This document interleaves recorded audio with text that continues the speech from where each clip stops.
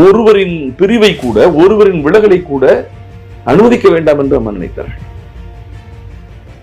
தன் அரசியலுக்கு வர்றதையே, புரட்சி தலைவியின் அரசியல் பிரவேசத்தையே எதிர்த்தவர் ஆர் எம் வீரப்பன். அவரையே இணை பொதுச் செயலாளராக்கி கல்வி மந்திரியாக்கலையா? எதிர்ப்பவர்களையும் தன்வசப்படுத்துவதும் தான் தலைவன். இருப்போன பூரா எதிர்ப்போன மாத்தனா எப்படி சார்? பாமக எதிரி, பாஜக எதிரி, எடப்பாடி ஓபிஎஸ் எதிரி, தினகரன் எதிரி, திரு கே சி பழனிசாமி எதிரி.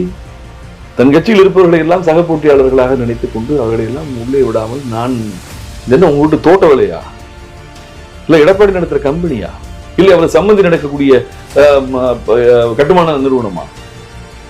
தப்பு இல்லையா? இதைத்தான் சொல்கிறேன். அவரது நாங்க இதுவரையும் எதிர்த்துட்டு இருந்தோம். இப்ப நாங்க கூட கொஞ்சம் அமைதியாயிட்டோம். ஏன்னா எங்கள் வேலையை அங்கே செய்வதற்கு ஆட்கள் உருவாகிவிட்டார். எங்களுக்கு எப்போதோ புரிதல் வந்து விட்டது.